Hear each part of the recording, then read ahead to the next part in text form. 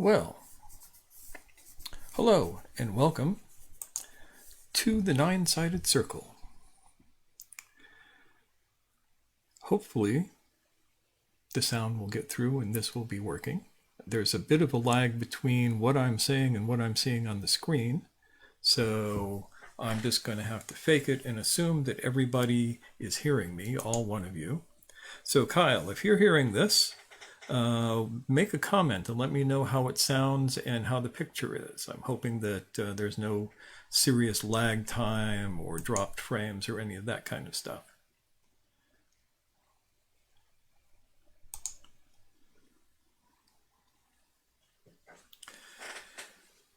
So here we are, and this is the very first episode of the Nine-Sided Circle, and I am doing this because I'm frankly sick of typing, and it's easier for me to talk and tell you about what I'm doing than it is to type it all out on a screen somewhere. First of all, though, I'd like to say that for people who are listening to this, in the next 24 hours, if you make it to the end of this, there's a little gift for you. I have a document that is something that I wrote quite some time ago that I have put up, and I'm going to put the link to it in the comments as soon as I'm done here, and you will be able to download it for free and amuse yourself. It is something that I wrote on the Enneagram probably, 1997 or 98? So a long time ago. It's a little bit dated, but we'll see how it goes. So let me tell you about this.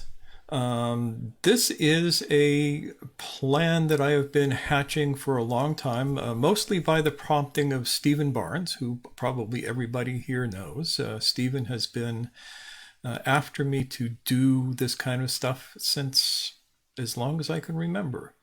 If not exactly this kind of stuff, but basically to teach publicly again, which I haven't done in decades. And so here I am, and we're going to do exactly that. So what is this for? And why am I calling it a monastery? Monastery is not exactly the right word, but it's the best word that I have for it in English. The proper word would be it's a teke. A teke is a kind of place where people get together to study in the Eastern world. But if I said that, nobody would understand what I meant, so I am saying this, and you'll have to excuse me because I'm very nervous, and this is the first time I've ever done this, and I'm hoping that it will turn out ever so good, but you never know. We actually have people here. I'm amazed. So, hello, Bill. Hello, John. Hello, Ian. Hello, Ian again. Hello, K.A. George. That would be Kyle's father. And Kyle, of course, my erstwhile partner in crime in this particular thing here. So, this is a virtual monastery. Its halls traverse the distance between Facebook and YouTube, with corridors going off to Snapchat and all of these other weird places, most of which I know nothing about and have been just crazy learning. There's even a window into the Twitterverse that I have hooked up to this thing now. With any luck, I will master them all. And huge amounts of information will be pouring through. So, what am I doing and why am I doing it? Let me tell you a story. Years ago, around 1998, my teacher said to me, learn about the internet. Learn about all of this crazy stuff and figure out how to teach on it. And I did. And I have actually left some of this stuff up for archival purposes. It was amazing and hilarious and totally bizarre and completely impossible. I will say, though, that I ran for the longest time what turned out to be the longest continuously running Sufi Studies email server list, which was called the Sufi Studies list, in the entire interwebs, as far as I know. It lasted for some years. Completely worthless, but totally amusing. Not completely worthless, because it was because of that that I met John Wells, who is on here now. Another long story that we won't get into, but we have that. I have been trying to figure out how to make the internet a worthwhile place to teach since then, a place where it's possible to teach. And I have to say that oftentimes it's not really possible to teach on the internet. Up until maybe now, things have changed so much, especially in the last 2 or 3 years with all the new technology. I mean, I'm doing this broadcast on a piece of free open source software that would have cost me thousands of dollars 10 years ago to have, and it wouldn't have worked this good. And I know because I used to do those kinds of things. So one of the things that I want to do is to basically teach a particular methodology that comes out of Central Asia. Originally, it filtered through Turkestan, originated in Turkestan, filtered through Turkey, and has been kind of hiding in plain sight for quite some time. My teacher, for those of you who have read that document that I put up on a conversation I had with him back in the early 2000s, 25 years ago, with the idea of we had lost some things that we really needed to get back. And so that's what I'm proposing to see if it is possible to teach over a distance without physical contact in most ways. And so that will get into every facet that I've researched on why the old masters were so healthy, why they were able to live such a long time and be very hale and hearty through their entire lives, and keep all of their faculties and actually refine their faculties to an amazing level. So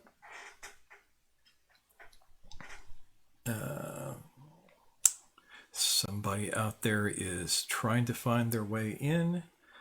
They should actually be seeing it. So yes, there is something happening.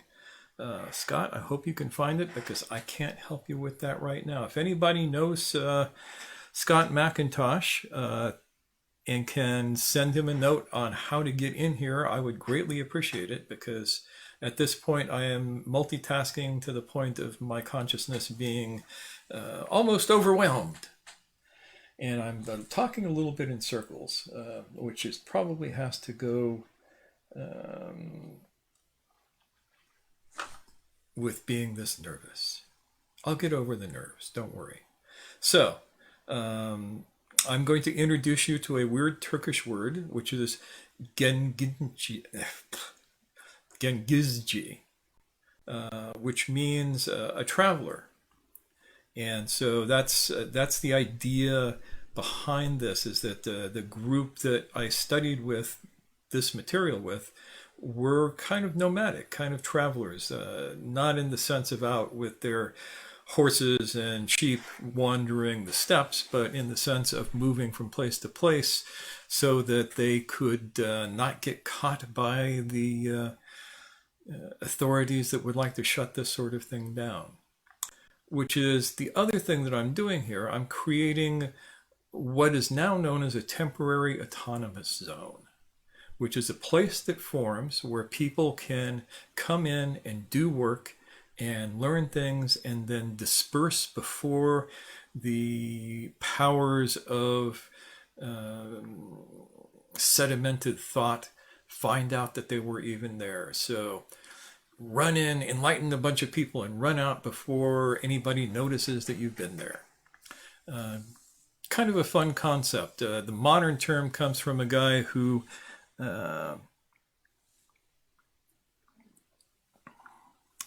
Aaron, a group. Yes. And we're going to get to some of that in just a second or two. I have all the time in the world. I'm not doing anything else for the rest of the night, so I can sit here and blather. So the idea is that this will create spaces where those people who are interested can get together and work. Let me mute that phone so that it does not bother us anymore.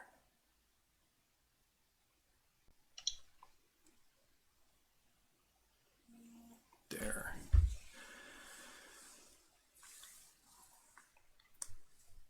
And in order to do that, this is not going to be just me doing this. One of the things that I'm a great believer in is the idea of collaboration, because if you are not collaborating with people, if it's just you sitting around spouting off words of wisdom, what happens is almost inevitably your ego begins to like it, and you start buying your own press, and the next thing you know, you're L. Ron Hubbard or one of those crazy people, and we don't want that. So one of the best ways to avoid that is to not be the only one doing this. So I'm going to be doing a bunch of collaborations with people.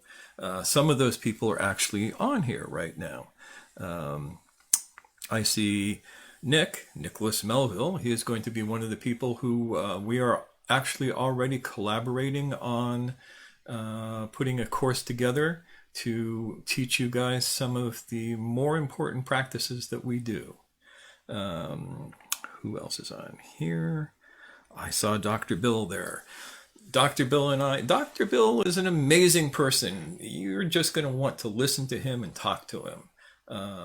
He knows tons of stuff about tons of stuff. And we're going to bring him in for an interview. Of course, Steve Barnes and I will collaborate on more projects in the future. My friend Ryan Rockland, who is actually in the other room right now, he and I are putting together a instructional series for people who do historical Western martial arts on strength training, conditioning, endurance training, and sports-specific exercises. We're going to find out how good my pop screen is with all of those sibilants. To bring people up to the level of professional athletes, which is something that I have not seen as much of as I might like in the Western martial art community. So that's going to be a thing. Is Ramon on? My buddy Ramon, who does Healing the Human Animal. This is a guy who is all about human movement and what it can do to transform you. And he lives with wolves. You can't hardly beat that. You know, you're learning about healing the self from the body outward, and you live with some of the best teachers in the world. And he literally lives with the wolves. So he'll tell you about that on our first interview. Good. Am too, Bill. Am too. So that's some of the collaborations that we're going to be doing. And these are going to be by way of talks and interviews and jointly developed courses and all of that kind of thing. I am going to be doing a live Facebook stream once a week, probably on Sunday right about this time. Tell all of your friends, or if you hate this, tell all of your enemies. Send them. I'm going to be doing a YouTube broadcast that won't be live. Probably that will go up on Wednesdays. And probably Fridays, maybe Fridays, we will be doing an audio podcast. So 3 things every week to keep you guys amused, plus whatever else I do. And I'm still getting all of this together. I have literally, for the last week, actually the last 2 weeks, been learning software right and left. I've been teaching myself to use all of this new video software, audio editing software, uh, all sorts of crazy stuff. I mean, I feel like I'm a college kid again, which is to say I've been living off of coffee and no sleep. But my head is entirely full of new information, and um, I'm feeling pretty ready for this thing that we're doing. Uh, so let me go back to the idea of what we're teaching, which is the method of the travelers.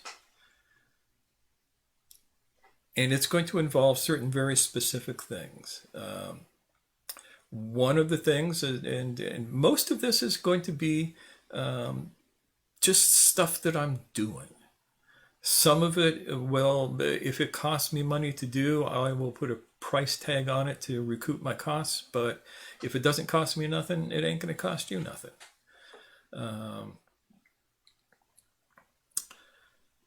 Oh, yes, I'm also doing this because I have a private practice, and because I have moved across the country, at least for a while, uh, I am open for a number of slots, and I'm looking to fill them. So if you are a person who, I should tell you that I don't do remedial work anymore. I spent years doing remedial work with people, and it's not as interesting to me as it used to be. I do generative work, which is to say, if you're pretty much a healthy, balanced person who wants to go further, um, then you might want to talk to me because I'm pretty good at helping people find ways to get through. And I still have a number of clients, and I'm going to predict that I am going to get spontaneous, unsolicited testimonies from them that will just magically appear on this page to tell you how much fun it is to have your life transformed with a little help. So that's part of this too. So that's my commercial plug for the evening. My rates are actually very reasonable. They're up there on the page and such. And if you're interested, drop me a note. We'll talk. So enough of that. Back to the fun stuff.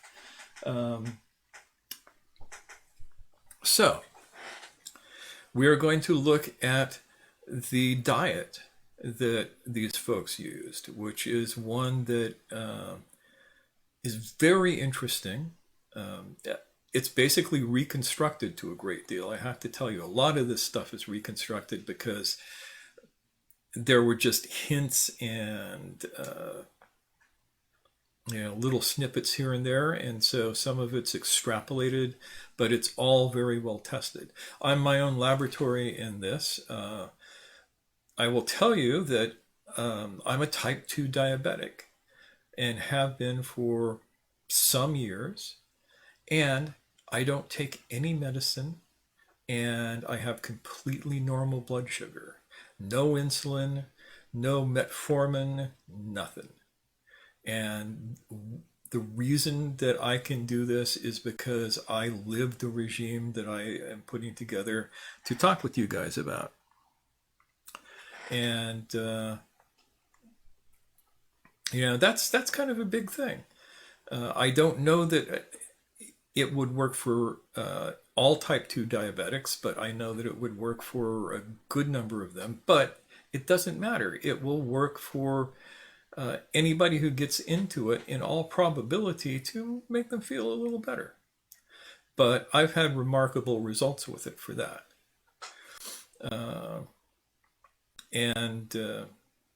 I'm talking about, I was diagnosed in 2006, and from 2006 to now, my A1C has been in between 5 and 5.5, and I have never taken a drug.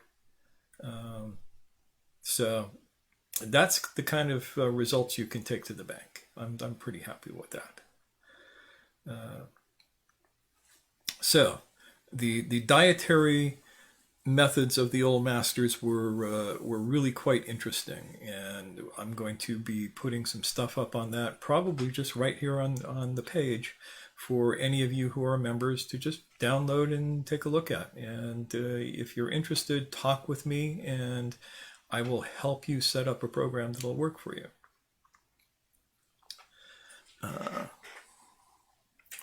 There is also the physical practice, which is incredibly important. And there's a couple of phases to it. There is the phase where you put your body back together, literally retraining yourself to walk and breathe.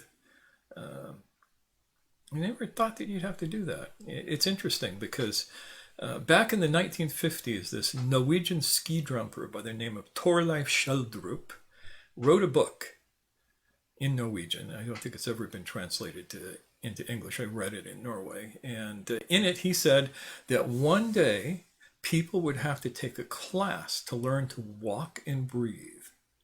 And he was right. That day has come. People are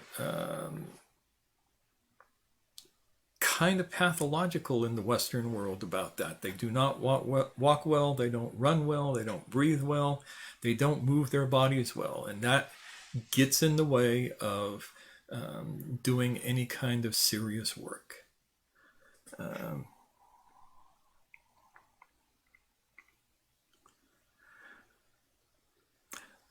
Oh yes, when I say Dr. Bill, he just commented that that's very seriously good control.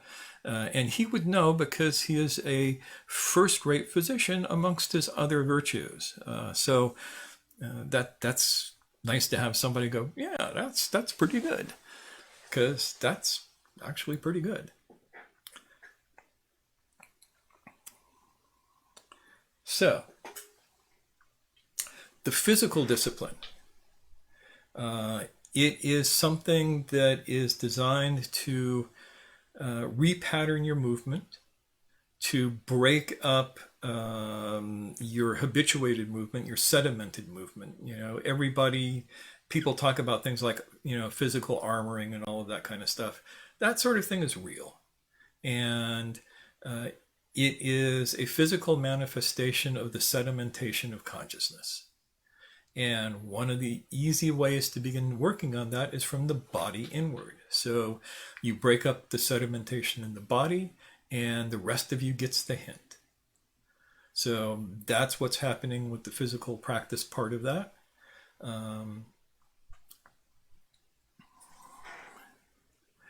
Yeah, stress is a big one. Stress is not so bad. I don't know if you've ever heard Steve Barnes rap on stress. There's a difference between stress, which is necessary for growth, and strain, which is deforming. We don't mind stress, we don't like strain. So the places in your fascia that have been injured, in your muscles that have chronic tension in them, all of this kind of stuff, that's from strain, not just from stress. Yes, strain. Scott, you made it in. Yay! So that's what's going on with the physical practice.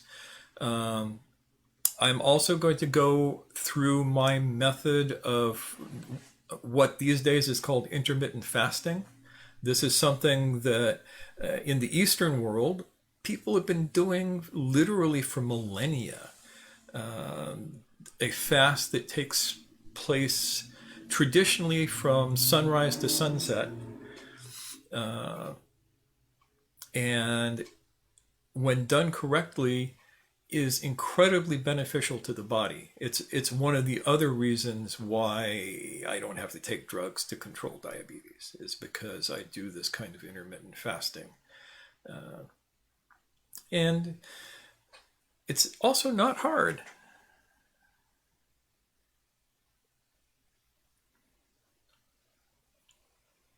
Comparison. So that's going to be part of this. And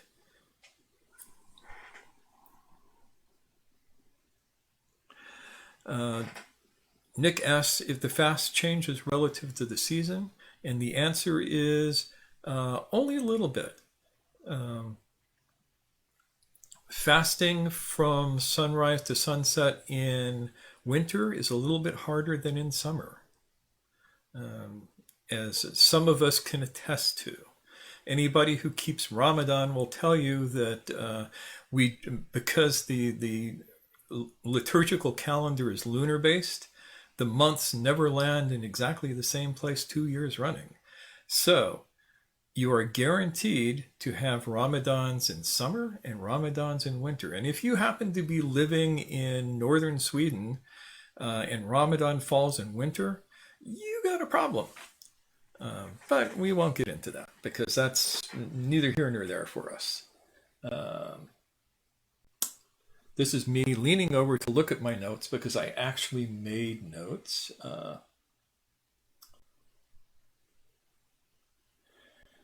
So there are 3 internal practices that we're going to introduce besides the breath. Everything starts with breath. One of the first videos I'm going to make and just give away to anybody who wants it is what is called the reset.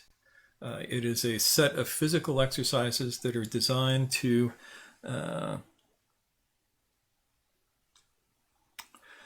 Scott, they are neither Deltin nor museum replicas. The buckler is not museum replica either, nor is the rodilla. Those aren't just for decoration. Those are my working swords. Those are the things that I fence with. There is a long sword over there that is a Tinker Pierce design. The short sword that's with the buckler is, oh God, you got me talking about swords. I love fencing. The short sword is, I forget the name of the smith who did it, but it's a really sweet one. The buckler, I think, is a wineless, which museum replicas sell. You didn't derail the video because we get to talk about whatever we want. What looks like a rapier is actually not a rapier. It's a bilbao, a Spanish cut and thrust sword, and that is by Alchem. And then the arming sword is from Purple Heart, all of which are really good, useful blades. Yes, Scott, there is a tinker in there. There are at least a couple, 3, 4 of us who are fencers here. I should tell you that Dr. Bill, aside from being the guy who you want on your side if you happen to have been in a car wreck, is a master level historical fencer. And that's one of the things I'm going to draw out about him because it's one of the best ways I know of to enter into a flow state. So anyway, after that little departure, we are coming back into talking about this other stuff, the practices. Mr. Gurdjieff talked about 2 practices that he gave to his students. One he called self-observation, and the other he called self-remembering. And these are 2 of 3 traditional practices known by different names. In Arabic, they are muhasabeh, muraqabeh, and mushahada. To take account, to keep your eyeball on, and to witness. And I am going to be giving anybody who's interested these practices in a way that will be clear and straightforward. They won't have any particular religious connotation to them, and you will find them extraordinarily useful if you want to do them. They are designed to move your consciousness, move your being into a completely awake state and train it to stay there for as long as you want, to break you away from your mechanical nature, your conditioned nature, into a more spontaneous nature. So we are going to cover that. Ah, we have another fencer just came in. Hello, Brian. Uh,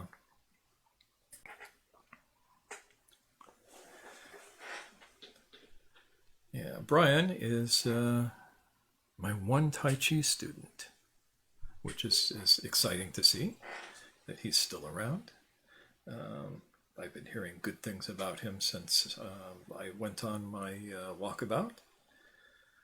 So that is basically uh, an overview on what it is that I am doing, have been doing, and am going to be doing. And I am now here interested and open for any questions that you might have about anything having to do with anything. Ah, and Laura is here too. Hello, Laura.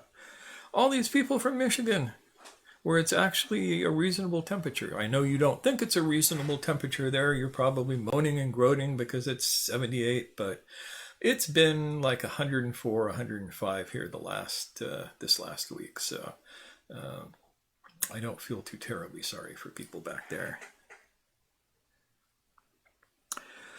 Yeah, Tai Chi with an attitude. So, Aaron, what do you want to know about Tai Chi? Ask anything. If I don't know the answer, I'll make something up that sounds plausible.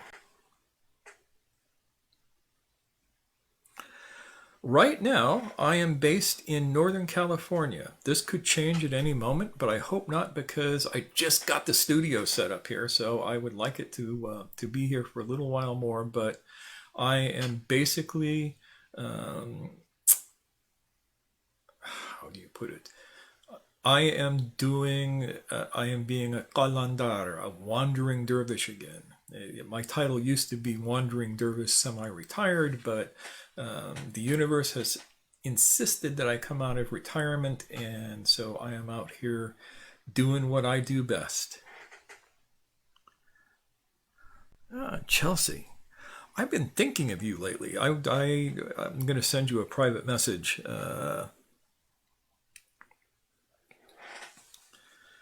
about longsword. Anyway, so that's the kind of thing that I'm up to. And I'm hoping that there will be enough interest in this to make this a viable endeavor, both for the general people and for the people who really want to work. Because as the people there who have been working with me will tell you, my thing that I like the best is to make sure that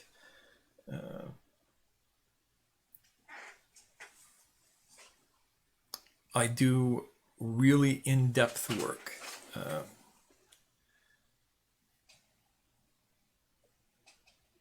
Yes, ears prick.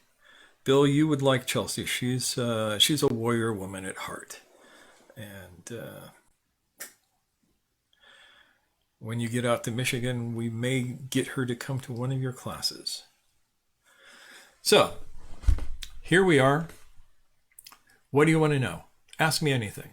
And if you don't ask me a question, I'll start asking you guys questions. Like, is this of interest to you? If it is, comment. Let me know. I need feedback. I work best with feedback. If I don't get feedback, I just spin in circles. And it's very embarrassing for somebody at my age to be spinning in circles because I'm not a Mevlevi.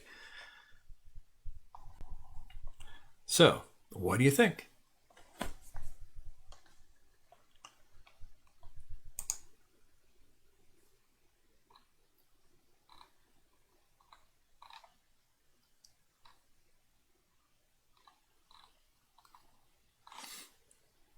I'm scrolling down here.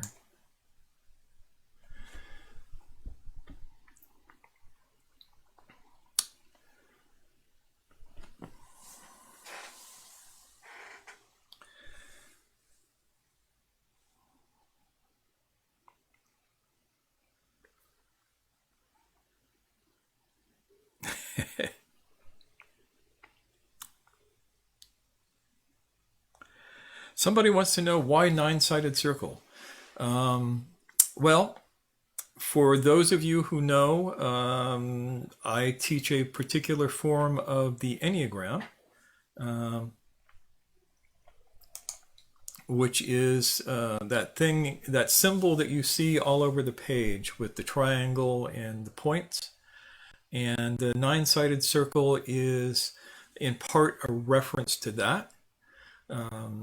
It is also a reference, a group of dervishes studying in the Middle East are known as a halqa, and that means circle.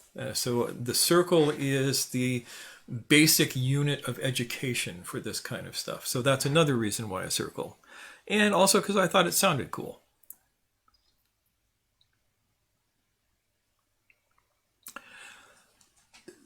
Okay, we're getting some screen lock. Let me flip over to my Facebook page and see. No screen lock here. Looking at the broadcast. I'm reading my comments off of my tablet, and it hasn't even begun to show the picture yet. It's still on the "we will begin shortly" screen, which is kind of amusing.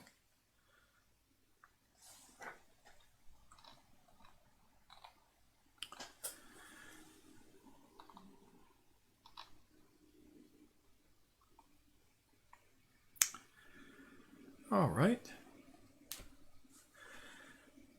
So I'm trying to think of what else I might tell you.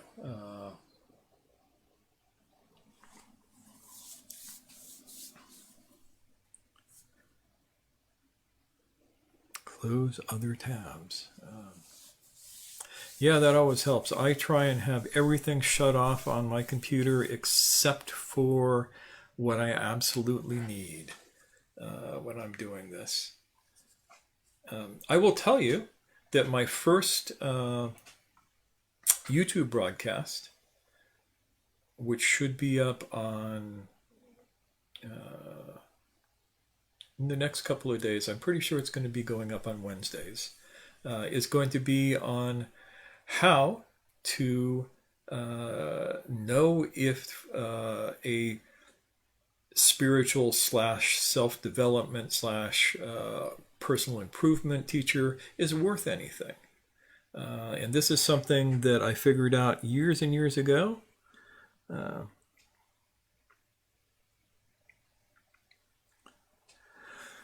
class that I just taught, James asked, how close is this to the class I just taught, is a small fragment of this. This is an entire methodology, and the Enneagram class that I taught was just a glimpse of one very small part of it. And not even a really good glimpse. I mean, for what it was a great class, but there was so much left out of that it wasn't, it was sad in many ways. Tony. Hello, Tony.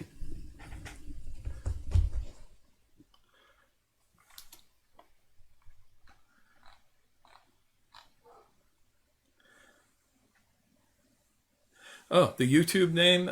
You will find the link to the YouTube channel in the introductory welcome blurb on the Nine-Sided Circle page, which is also called the Nine-Sided Circle. It's a dedicated page for that. On Twitter, the Twitter handle for this is at Sided9, with Sided and 9 both being capitalized. And on Instagram, there is an Instagram account for this as well, which is, again, Nine-Sided Circle. Go figure. And the link for that is down there. Right now, there are basically not much on it because I'm still figuring out how to use it. I mean, I literally have avoided all of this stuff for forever. I never had an Instagram account. I had a Twitter account for about 15 minutes and decided that it wasn't really worth much, but it's good for announcing things.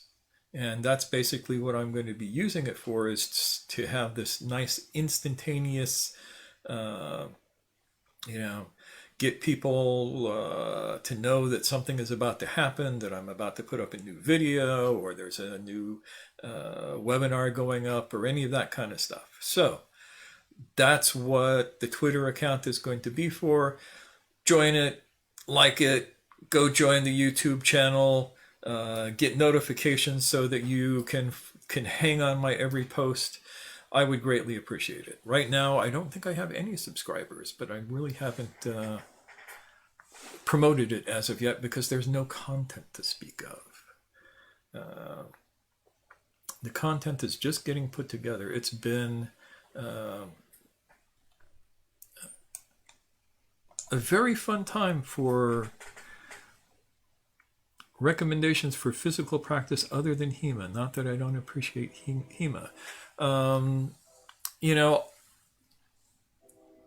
any physical practice is good. One of the specific practices that we use is walking, and walking in a specific way. Not walking like the Buddhist meditation walking, but slightly different. And there is also the resistance practice is done with a stick, walking stick length or staff length, which is actually drawn from Turkish and North African stick arts that I put together some time ago, and actually it works very well for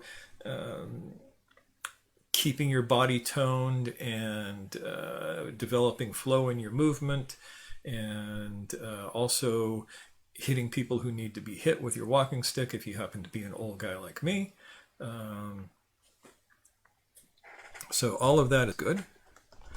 And that is the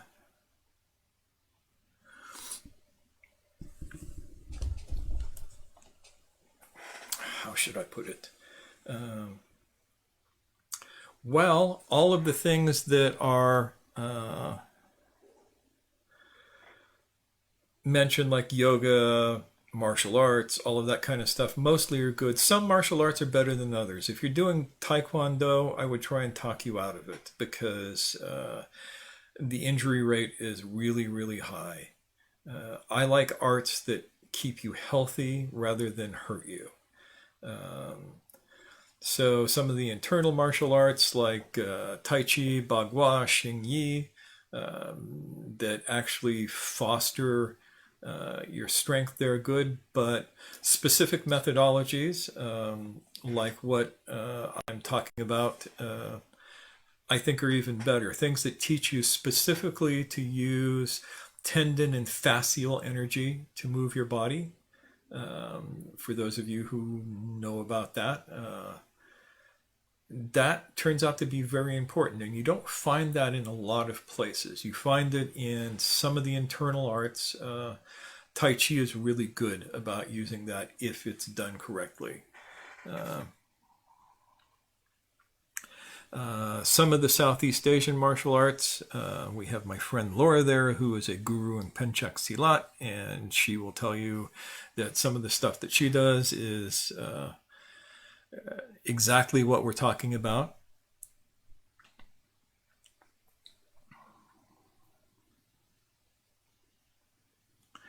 Tony is interested in the walking practice.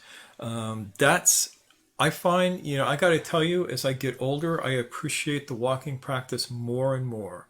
And it allows you to do interesting stuff. Like, I have spent the last week walking at least 4 miles a day in 105-degree weather and being very comfortable in it, which is in great part due to this practice.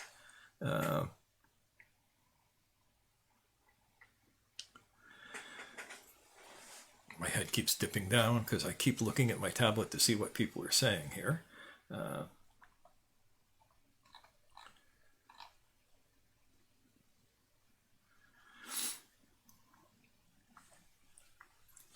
And so, yes, I'm going to figure out exactly how to talk about the practices and do videos on them so that they will be available as soon as I can. I am going gangbusters on this stuff, trying to get everything organized and put together and functioning as quickly as possible.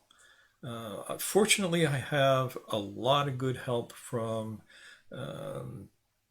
people around the country who are supporting in different ways, and collaborating in different ways. And so that's all good. All right, more questions because we're coming up on an hour here of being live. So, what else do you want to know? If you want to know anything.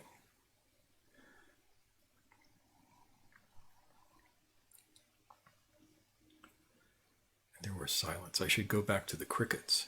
I could go back to the crickets.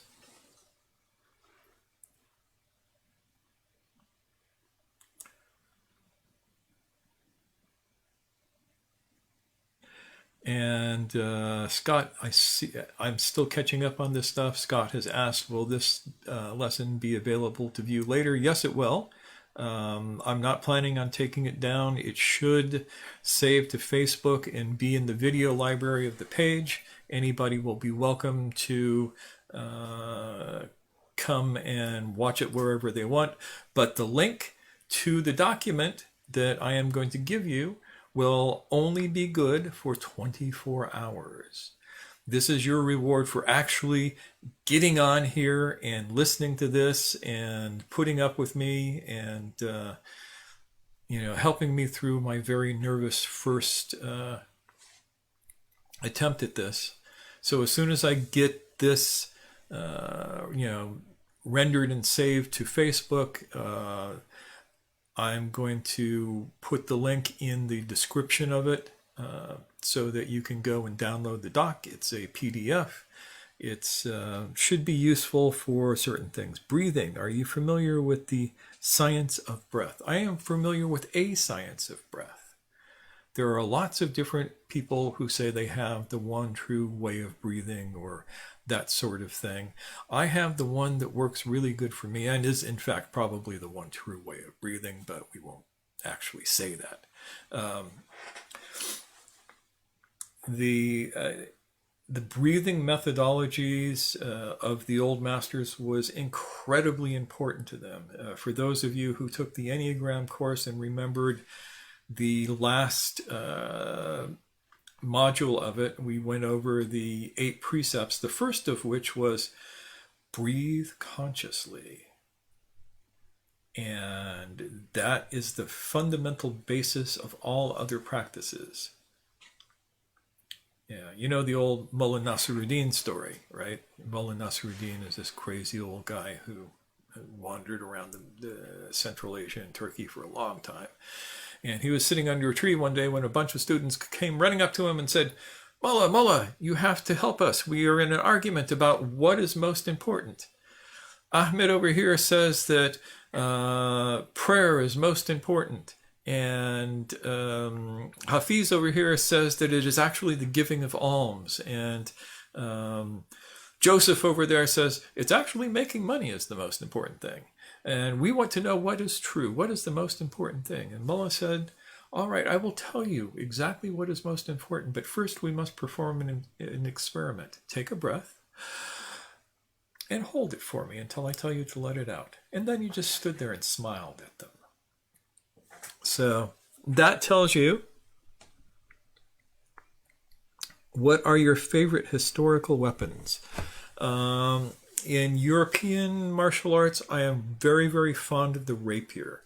I am particularly fond of the Spanish school for reasons that should be apparent to anybody who knows the history of Spain in the 1400s. And I'm also very fond of the kilich for those of you who are familiar with Eastern weapons. The kilich is like a scimitar, only slightly different. And the yataghan, which is a recurved short sword. Those are probably my three favorite. The longsword is actually my least favorite sword in the world, but everybody does longswords, so I have to get in on that. And I take digs at longsworders, but it's a very useful skill. So those are my favorite historical weapons. I am very, very fond, especially of the Spanish espada ropera, the Spanish court sword, which is where the word rapier comes from. Ropera means like a dresser, or so a dress sword, a court sword.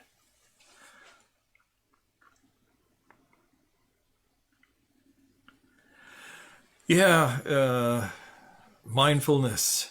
I think of that as awakening light. It is the boutique awakening of America. We can take anything and turn it into the spiritual equivalent of Kentucky Fried Chicken.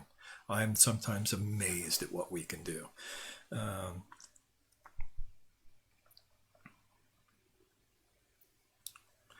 And yeah, we don't do awakening light around here. So, the hard and brutal work.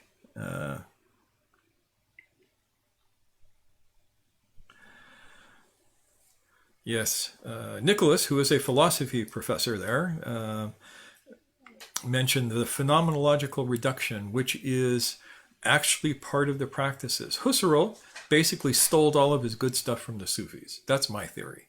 But, I mean, he might disagree. But the phenomenological reduction and the method of awakening, the method of self-observation are remarkably similar.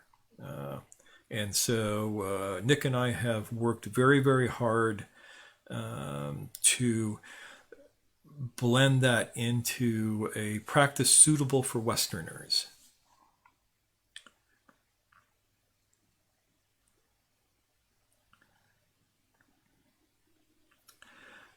Aaron asked, are the Spanish styles influenced by North Africa? And the answer is they will never admit it, but yes, they are. And they were even more influenced by Andalusian Spain.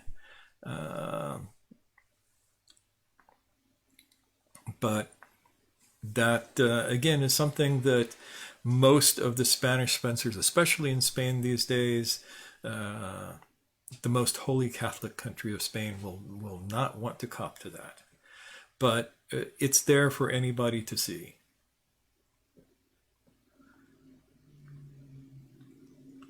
Somebody got a kick out of that. All right, so